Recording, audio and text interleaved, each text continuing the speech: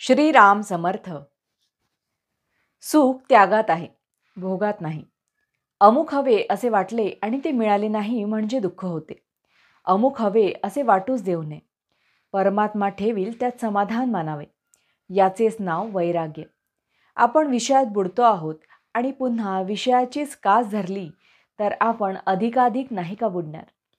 विषयाची आस धरणे म्हणजे त्याचे दास होण्यासारखेच आहे. मनुष्य सुखाकरिता धडपड करतो आणि अंती दुःखमय अशा विषयाची आशा करतो. सुख त्यागात आहे, भोगात नाही, हे पुष्कळांना पटत नाही.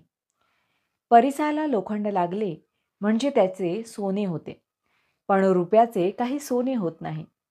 तसे आपण दीनाहून दीन म्हणजे अभिमान रहित झाले पाहिजे आणि असे झाले म्हणजेच परमात्म्याला अनन्य शरण जाता येईल. हे व्हायला त्याची कृपाच पाहिजे आणि ती नित्य भाकावी. एखाद्या गोष्टीने आपले मन अस्वस्थ होते, ते का बरे? त्या गोष्टीला आपण सत्यत्व देतो म्हणून. हा सर्व खेळ आहे, हे मिथ्या आहे असे जाणून ज्याप्रमाणे नट नाटकातली आपण भूमिका अगदी खऱ्यासारखी करतो, त्याप्रमाणे व्यवहार करावा. सुख समाधान सत्यात असते, मिथ्यात नसते.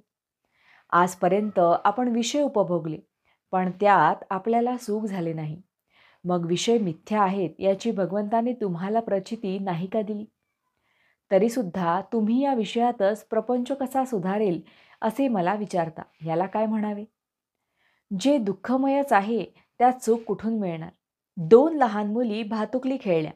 जी मुलगी गरीब होती तिने पोळ्या आणि गुळांबा केला, पण जी श्रीमंत होती तिने मात्र श्रीखंड आणि बासुंदी केली. पहिलीचा गुळांबा जितका पोट भरण्याला उपयोगी नाही, तितकेच दुसरीचे श्रीखंडही उपयोगी नाही. तसे प्रपंचाचे खरेपण आहे. प्रपंच असण्यासाठी बायको आणि मुले यांची गरज आहेच असे नाही. जो दुसऱ्यावर अवलंबून असतो तो प्रपंचीच असतो. म्हणून मनुष्य एकटा असला तरी प्रपंचीच असतो. दुसऱ्यापासून सुख मिळवण्याचा प्रयत्न करणारा मनुष्य हा प्रपंची होय. 5 जण मिळून प्रपंच बनतो. त्यामध्ये प्रत्येक जण स्वार्थी असतो. मग सर्व सुख एकट्यालाच मिळणे कसे शक्य आहे? प्रपंचामध्ये अनेक वस्तू आहेत, पण भगवंताजवळ एकच वस्तू आहे. प्रपंचामध्ये कितीही वस्तू आणल्या तरी पुऱ्या पडत नाहीत, कारण एका वस्तूच्या आणण्यामध्येच दुसऱ्या वस्तूच्या आणण्याचे बीज आहे. पण भगवंताचे तसे नाही.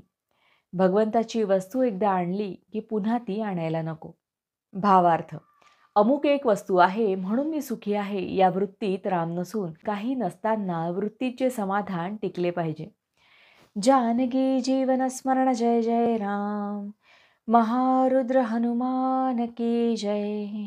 समर्थ रामदास स्वामी महाराज की जय. सब संतन की जय.